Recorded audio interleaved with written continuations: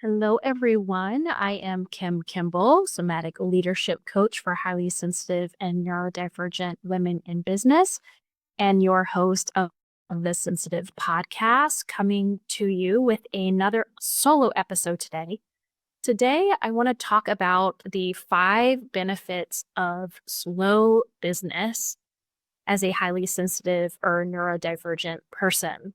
And I specifically want to talk about this because I think as highly sensitive and neurodivergent people, it is especially important that we learn to allow our bodies space to move slowly, to move at our own pace, to honor our capacity. But I think the world in general sort of gives us every message and communication that doing so is really to our detriment, that we're going to fall behind, that we're never going to make the financial stability or the financial success that we want as a result of going more slowly. And all we really hear about, at least I feel for me, is the detriment of moving slowly or the detriment of moving at our own pace. And I wanted to take some time today to really highlight why I think it's actually to our advantage and the actual benefits. Just 5 that I could think of right off the top of my head, the benefits of moving slowly in your business. So, without further ado, let's dive into the first benefit, and that is time to reflect and make adjustments. So I am a 6'2" profile line and a manifesting generator in human design. And as such, it actually comes, even though I'm a highly sensitive neurodivergent person, it actually comes much more naturally to me to come up with tons of different business ideas, to act on them quickly, to iterate really, really quickly. And it's actually much more natural for me to take lots of action than it is for me to slow down and to pause. And so much so that if I don't make space in my business to intentionally pause, to intentionally slow down, that I can miss the fact that an offering or my marketing or the way that I'm working isn't actually aligned anymore because I get so caught up in the doing and I'm just kind of doing it on repeat without ever pausing to check in and really take stock of, like, first of all, how is my audience responding to this? How are my clients responding to this? But also, how does this feel in my body? How does this feel to me anymore? I can get so looped in the doing that that's my entire focus. And taking time to regularly reflect allows you that time to take stock of how what you're doing, like I said, feels in your body, if it feels aligned for you and your business, if it feels like it's actually serving your clients and your audience, and allows you to know what may need to change, if anything. And as I said, without that, you run the risk of only becoming aware when something's out of alignment when it's been out of alignment for years, for example, or if it's started to cause a lot of burnout and a lot of resentment. This point where it's already taken a ton of energy from you, where that could have been prevented if you had regular pauses and reflection time sort of baked into your business. So, I wanted to here give a few examples of clarity that personally has arisen for me as a result of taking this, pausing the doing and taking this regular intervals of reflecting of how it's working in my business and also how it's feeling for me. So I've gotten clarity on how I was running an offering, even though it was how I had envisioned it in my mind, of how I wanted it to go. It wasn't in fact what my people needed, and that I needed to pivot within the offering itself for it to be, most effective and potent for what the people who actually bought the offering needed. I've gotten clarity that offerings needed to end because they simply were no longer aligned for me, even though they maybe were still financially successful. I've gotten clarity that I needed to full on pivot my business model for it to be sustainable after having my son. I've gotten clarity that I wanted to shift my marketing strategy to be less algorithm based and more SEO based. And these are just a few very brief examples of clarity that's come by taking the time to sort of pause the doing and slow down and really weigh, how is this feeling in my body? How is this resonating with my people? The next benefit of slow business is nervous system capacity. I want to take a moment to define what that is. It's just our ability to handle situations, to show a healthy and appropriate stress response, and then return to a sense of safety. Another way that we can put it is just how much can we hold? I always like to think of nervous system capacity is of how much we can hold. And I think this is such an interesting concept because most of us think we want more. We want more clients. We want more money. We want more pleasure. We want more ease. And yet, most of us don't have the capacity in our nervous system to hold more and all that comes with it. So, for example, more clients equals more stress, even if it's the good kind of stress, right?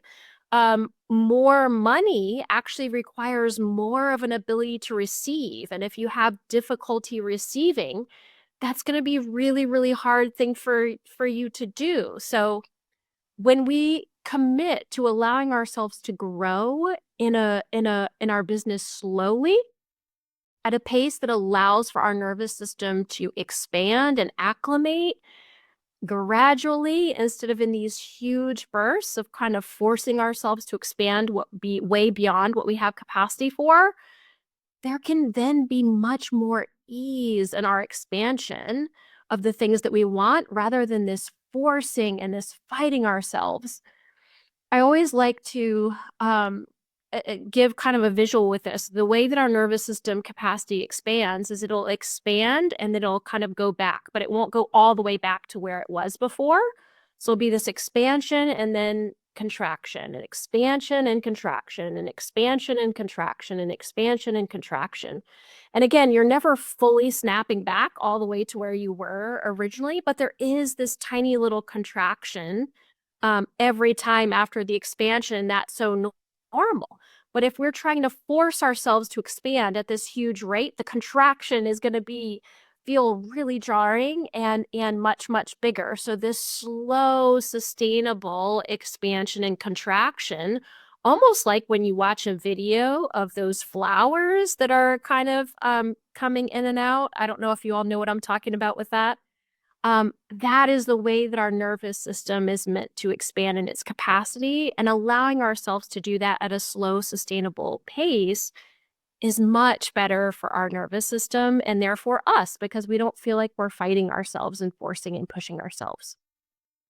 The next benefit is sustainability. So, it's kind of baked into what I was talking about already with nervous system capacity, but slow growth allows for our business to be sustainable for us, which means we're able to be in our business and around for the long haul, which is super important. I don't know about you, but I don't want this like quick flash in the pan, one moment success in my business. I want to be the business that's around for 10, 15, 20, 30 years, however long I want to be in business. That's how long I want to be in business, right? I want to be able to have the choice of when I decide to either retire or pivot into something else. So I think lots of us romanticize this idea of rapid growth, but it often comes at the cost of burnout.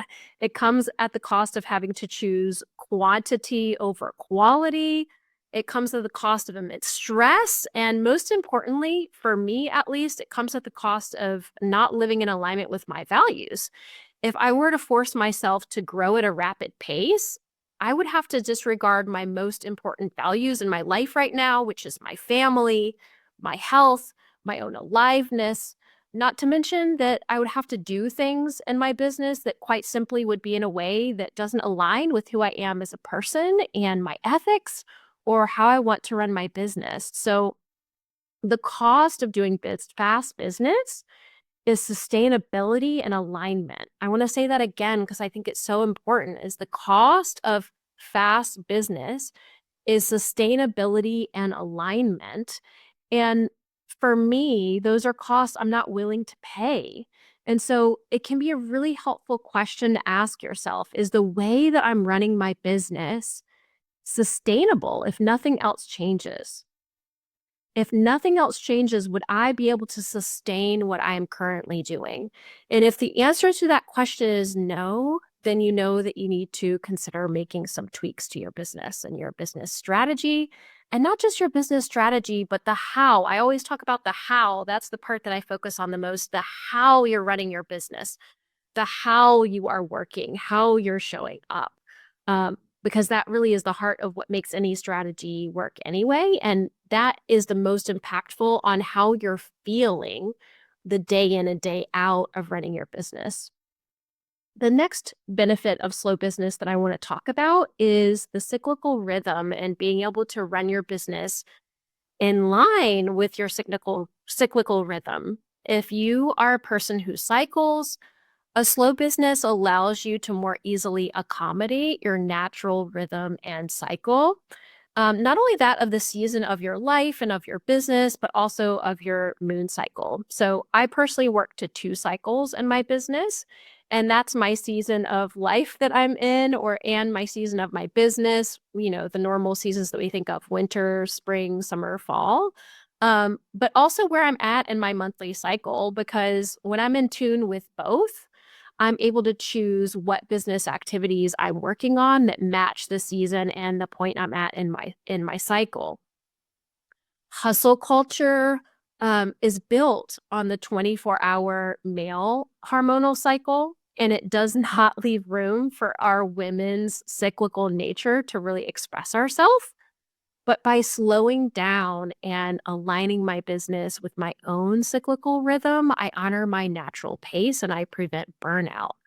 I'm able to see, okay, this overarching season that I'm in my business, if I'm in a winter season in my business, I'm not going to force myself to do summer things. There are things that I can do in my business that keeps my business running and at the profit levels that I need, et cetera, that aligns with that season of winter in my business.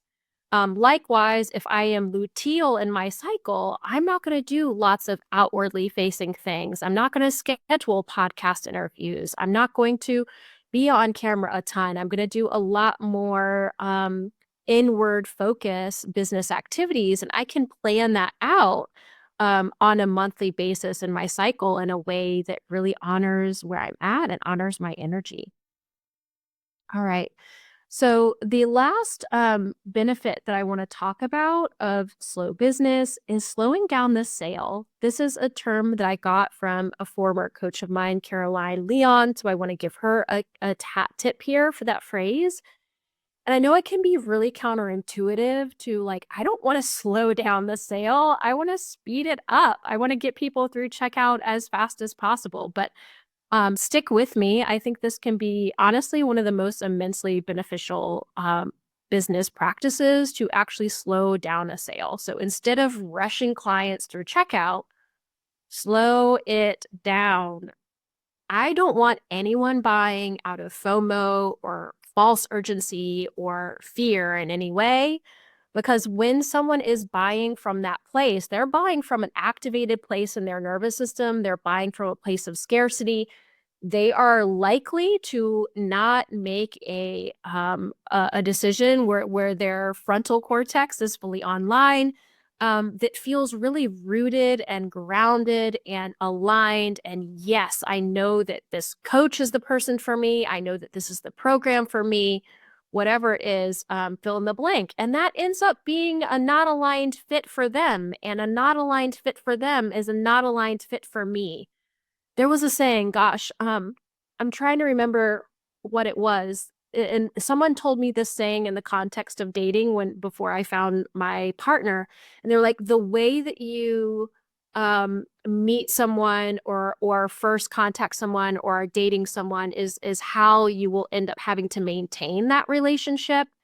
And I think that applies here with clients as well, right? If you have to grab someone with urgency, with FOMO, keeping them in fight or flight in order to get them to purchase, you're going to have to maintain that kind of a relationship with them. And I don't know about you, but that's exhausting. I want to maintain the type of relationship that is both of us being rooted and grounded and knowing that this is an aligned fit. So slowing down the sales process really just helps assure fit for both parties. And that's not just important for them, it's also important for you. You need to know I am the person and I am 100% confident that I can help you with this. So this is just good ethical business in my mind. Really slowing things down, helping you to know that you're a good fit. Like I said, I want anyone who purchases any one of my offerings, whether that be one on one or even a smaller course, to know that they did so from a deeply grounded and rooted place that was calm, quiet, unpressured, and a full body and soul yes. So like I said, these people are more likely to be your people and make the best client fits for you. And like I said, having the added benefit of making your work even more enjoyable. So I hope illustrating some of these benefits of slow business, especially as a highly sensitive person or neurodivergent business owner, has helped you to become more confident in doing things your way, even if it's countercultural. And I want to leave you with just a few sort of reflection questions for you to be thinking about on this. Where are you bypassing the inner work of entrepreneurship with strategy and doing? And where are you bypassing the strategy or action of entrepreneurship with doing the inner work? How can you know your pattern and support yourself accordingly? I think this question is so important because, as I alluded to in my own story, I have a very real pattern of defaulting to more doing. And knowing that pattern for myself, I need to be very intentional about baking in these rest breaks, these times of reflection, of really taking stock. How is this actually going? And that is my work. But knowing your own pattern can be so, so helpful here. How might I be able to get into a rhythm of regular reflection and pausing my business? How might I be able to embrace some of the practices of slow business, even 5% more? So, these are a couple of questions to consider. I would love to hear how this concept of slow business has landed with you.